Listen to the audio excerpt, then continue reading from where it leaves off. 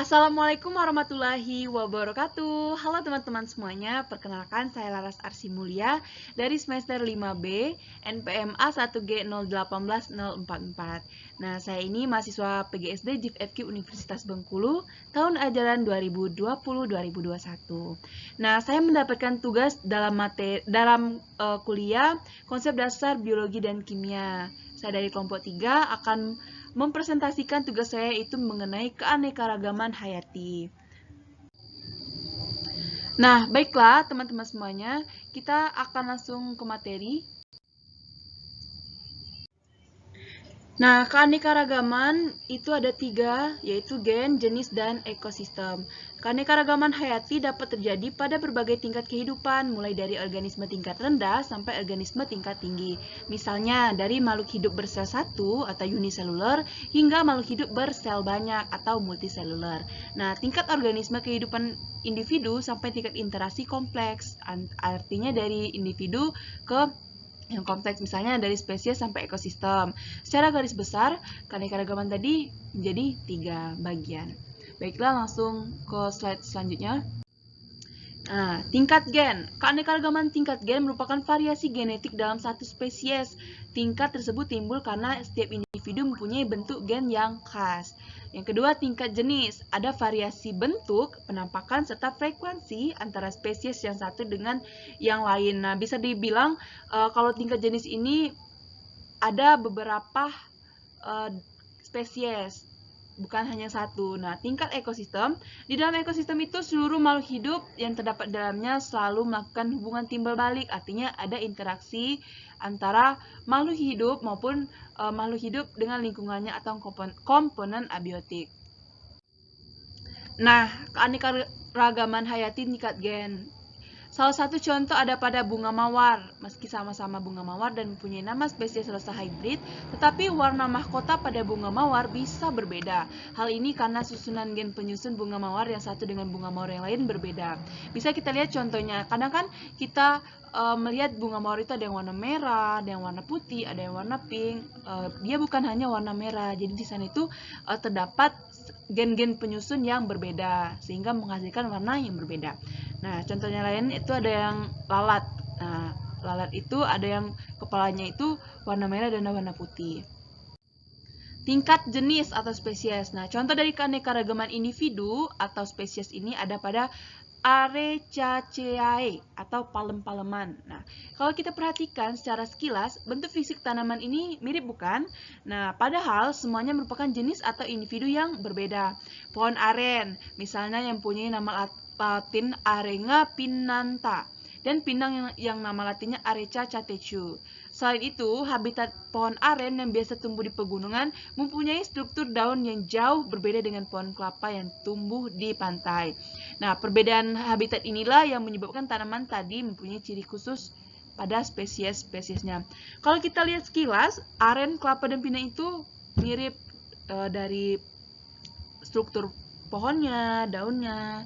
Jadi, itu merupakan tingkat sejenis. Nah, selanjutnya tingkat ekosistem. Setiap ekosistem mempunyai keunikan dan ciri khasnya sendiri-sendiri. Keanekaragaman tingkat ekosistem menggambarkan jenis populasi yang ada dalam suatu wilayah. Adanya keanekaragaman tingkat ekosistem ini, adanya perbedaan faktor abiotik serta komposisi jenis populasi dan organismenya. Sistem klasifikasi makhluk hidup. Keanekaragaman hayati yang ada dapat diklasifikasi dengan aturan tertentu. Proses pengaturan atau penggolongan makhluk hidup dalam kategori golongan yang bertingkat disebut klasifikasi. Sedangkan hasil dari proses tersebut berupa sistem klasifikasi. Nah, klasifikasi mempermudah Anda dalam mempelajari dan menyederhanakan objek studi. Artinya mengamati dan mempelajari ciri dan sifat satu jenis makhluk sudah mewakili semua makhluk yang berada dalam satu tingkat. Pengelompokan. Cabang biologi yang khusus mempelajari klasifikasi disebut taksonomi.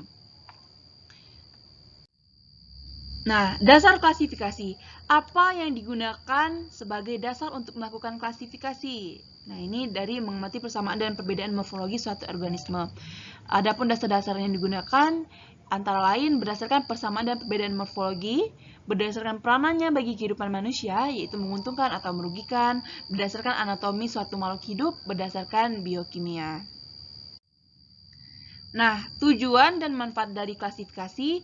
Yang pertama tujuan, antara lain mendeskripsikan ciri-ciri makhluk hidup agar mudah dikenali, melihat hubungan kekerabatan antara anggota kelompok makhluk hidup dalam klasifikasi tersebut, mengurutkan proses evolusi atau suatu perkembangan makhluk hidup berdasarkan hubungan kekerabatan dengan golongan yang lain. Nah, adapun manfaat klasifikasi antara lain menyederhanakan objek studi, memudahkan kita mempelajari makhluk hidup yang sangat beraneka-ragaman, mengetahui hubungan kekerabatan antar makhluk hidup yang satu dengan yang lain melalui persamaan dan perbedaan ciri dan sifat. Nah, tahap-tahap klasifikasi ada 3. Nah, yang pertama dan kunci baik, kita ulangi pada slide yang tadi. Baiklah teman-teman, maaf tadi slide yang selanjutnya itu kelewat. Tahapan klasifikasi itu ada 3, pencanderaan, pengelompokan, dan pemberian nama kelompok. Nah, selanjutnya itu kunci determinasi. Untuk mempermudah mencari nama organisme,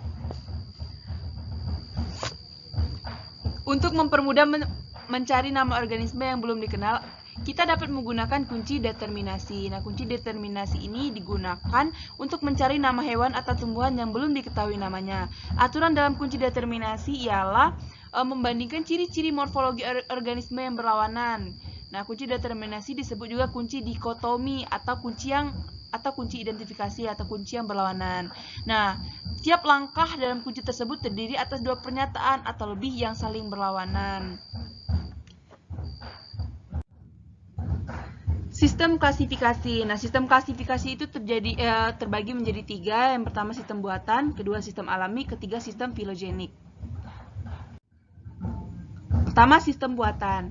Nah, sistem klasifikasi buatan mengutamakan tujuan praktis dalam ikhtisar dunia makhluk hidup. Kedua, sistem alami. Klasifikasi makhluk hidup yang menggunakan sistem alami menghendaki terbentuknya takson yang alami. 3. Sistem filogenik. Nah, sistem klasifikasi ini didasarkan pada jauh dekatnya hubungan kekerabatan antara takson yang satu dan yang lainnya sekaligus mencerminkan perkembangan makhluk hidup atau filogenik. Nah, takson dalam sistem klasifikasi.